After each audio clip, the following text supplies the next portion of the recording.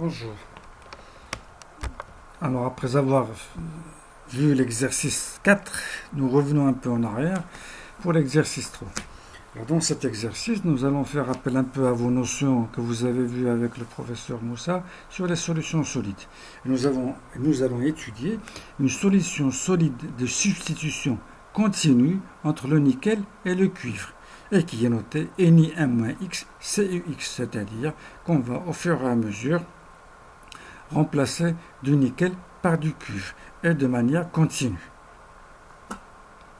Alors, cette étude elle est réalisée par diffraction des rayons X en utilisant une anticathode en cuivre. Et la méthode qui est utilisée, c'est la méthode de Debye-Scherrer, avec une chambre de 300 mm de circonférence. Donc c'est la méthode de Debye-Scherrer. Et on va étudier, donc pour cette solution suite, on va étudier trois termes qui correspondent à x1, c'est-à-dire Ni1-X1, CuX1, puis x2 et x3. Et l'étude nous dit que la mesure de la deuxième raie de diffraction donne 2L égale à 85,60 mm pour x1, 2L égale 85,21 pour x2 et 2L égale 84,92 mm pour x3. Et on nous donne le paramètre du nickel et le paramètre du cuivre. Et on nous dit également que tous les deux sont cubiques avec un mode F. Alors cette donnée, donc cubique avec un mode F, n'était pas sur l'énoncé de l'exercice sur la série. Donc je l'ai rajouté ici. Bon, pour moi, vous savez que le cuivre et le nickel sont cubiques avec un mode F. Mais bon, c'est pour ça que je ne l'avais pas signalé. Mais là, je le signale quand même. Parmi les données de l'exercice, vous pouvez le rajouter à la main sur la série. Et on nous demande donc pas mal de questions qu'on va détailler. Mais d'abord, rappelons un peu cette méthode de Debye-Scherrer. Alors on a dit que la méthode de Debye-Scherrer utilise un film comme détecteur. Le film va tapisser, revêtir donc la chambre. Donc il faut une chambre tout simplement parce que le film ne doit pas voir la lumière, et donc il faut le mettre dans une chambre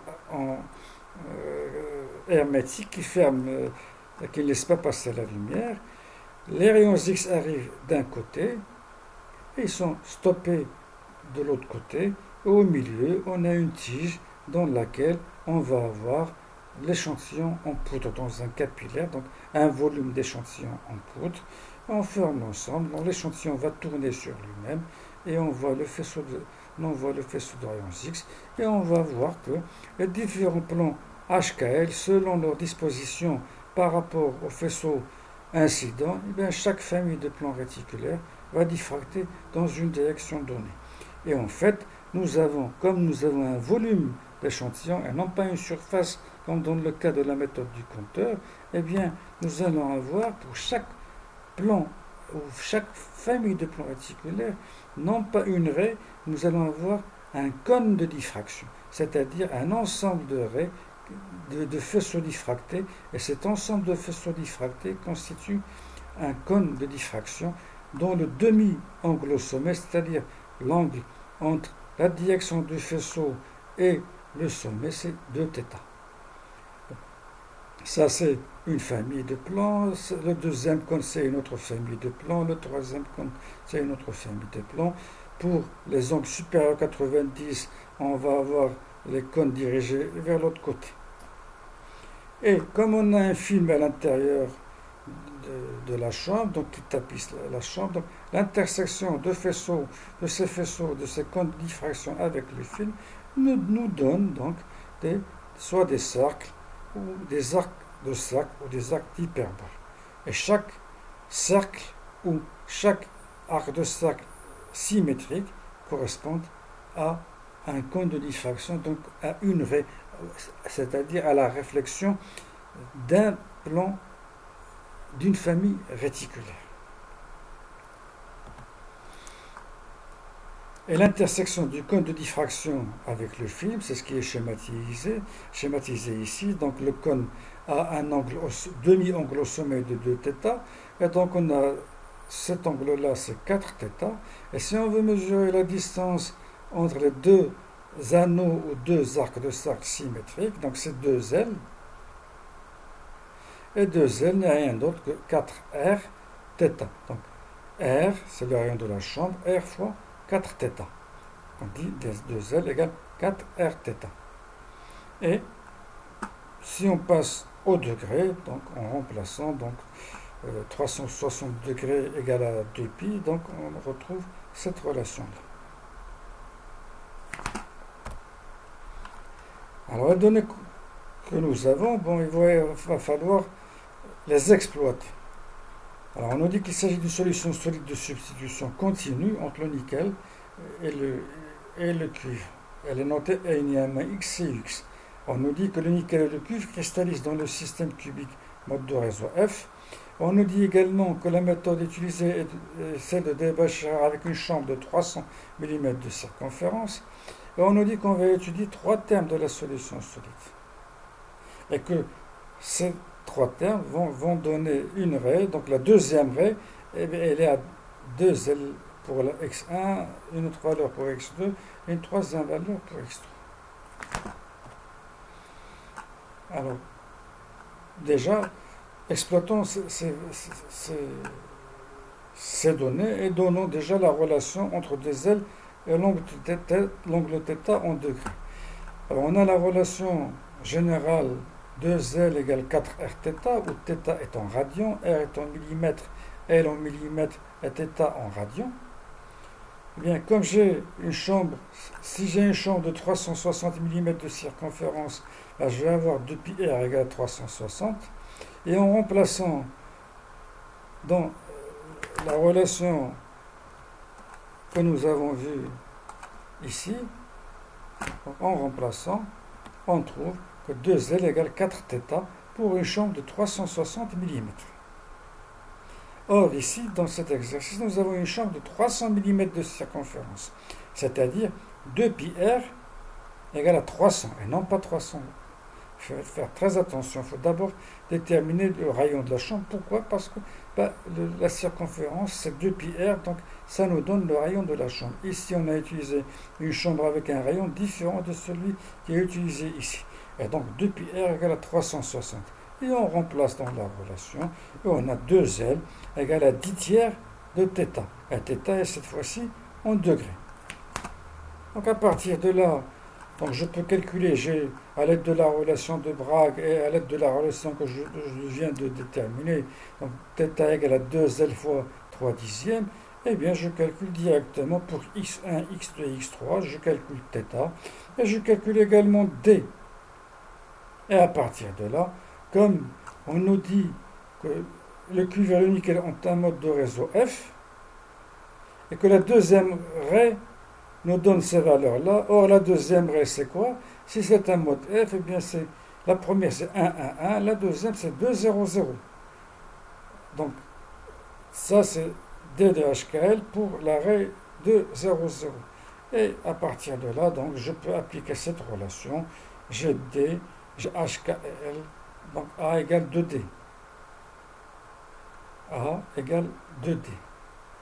Et donc, j'ai directement la valeur de A. Et on voit bien très bien que plus X augmente, et plus le paramètre augmente. Parce que on passe du nickel au cuivre, et le nickel est plus petit que le cuivre. Donc, quand on remplace du nickel par du cuivre, le volume de maille augmente légèrement. Troisième chose, on nous dit de déterminer x1, x2 et x3. On peut déterminer x1, x2 et x3 de deux manières possibles. Soit par extrapolation sur la courbe. Nous avons x variable, donc on va tracer une courbe, donc x varie de 0 à 1. Et on connaît le paramètre du nickel et le paramètre du cuivre. Et nous connaissons également le paramètre correspondant à x1, le paramètre correspondant à x2, et le paramètre correspondant à x3. Il suffit de faire l'extrapolation et de déterminer x1, x2 et x3. Et si on n'a pas de papier millimétré, donc on peut le faire par le calcul. On nous dit que la solution solide, les paramètres suivent la loi de Végard, ça veut dire qu'on a une variation linéaire continue, eh bien, la variation linéaire, ça veut dire que tout simplement, la courbe est une droite d'équation y égale à ax plus b. A est la pente de la droite et b l'ordonnée à l'origine. Bon, A, c'est généralement la pente, elle est calculée comme étant y1 moins y2 sur x1 moins x2, et l'ordonnée à l'origine, c'est y0. Et si je remplace dans notre expression, on cherche le paramètre x, eh bien la pente, en revenant ici, la pente de la droite, c'est a de x2 moins a de x1 sur x2 moins x1, par exemple.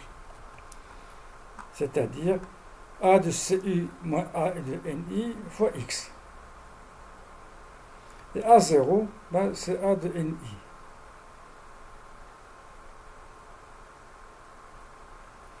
Alors, je reprends. La pente, j'ai mis a de CU moins a de NI. Pourquoi? Ben, tout simplement parce que j'ai pris y qui est a de CU moins a de NI sur x moins x1 ou la x finale moins x initial, ce qui est égal à 1. Et ça nous donne a de CU sur a de NI.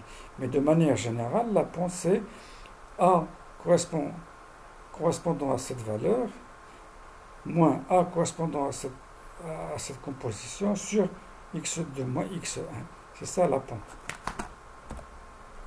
Et on trouve donc cette expression-là, x égale à a de x moins a de ni sur a de cu moins a de ni. Et tout ça, donc, je le calcule d'après l'équation de la droite. Et je trouve que x1 égale 0,34, x2 égale 0,50 et x3 égale 0,66. C'est-à-dire que pour x1, on a le terme ni 0,66 cu 0,34. Pour le deuxième, ni 0,5 cu 0,5, on a substitué 50% atomique. Et la dernière, c'est ni 0,34 cu 0,66. C'est-à-dire, ici, on a substitué le tiers des atomes de nickel, ici la moitié des atomes de nickel, et là, nous avons substitué les 2 tiers des atomes de nickel par du cuivre. La question suivante, on nous demande quel est le pourcentage massique de l'alliage 2. Alors l'alliage 2, c'est ni 0,5 cu 0,5. Sa masse molaire, c'est 0,5 fois la masse du nickel plus la masse du cuivre, est égal à 61,125 grammes par mol. Ben, le pourcentage massique, c'est la masse de cuivre sur la masse de l'alliage. La masse de cuivre, c'est 0,5 fois la masse du Cu sur la masse de l'alliage. Et ça nous donne 52%. Alors, même si en pourcentage atomique, on a 50% d'atomes de cuivre et 50% d'atomes de nickel, en pourcentage massique, nous avons 52% de cuivre. Pas tout simplement parce que la masse molaire du cuivre, elle est supérieure à la masse molaire du nickel. Alors, une fois qu'on connaît le pourcentage massif, on peut calculer la masse volumique de cet alliage. Donc, nous connaissons, on sait que Z égale à Zm sur NV, Z égale à 4 parce que c'est un mode F. Nous avons la masse molaire, on a déjà calculé, et on divise par le nombre d'Avogadro et le volume de maille qui vient donc du calcul du paramètre correspondant à X2. Et on trouve une masse volumique de 8,92 grammes par centimètre cube. Donc voilà, donc à partir donc de mesure d'une seule raie, qui est la deuxième raie de ce composé, par la méthode de Debye-Chérard, nous avons pu donc calculer les paramètres correspondant à ces termes de la solution solide et également déterminer quel est le pourcentage massif, et la formule correspondant à x1, x2 et x3. Voilà, je vous remercie de votre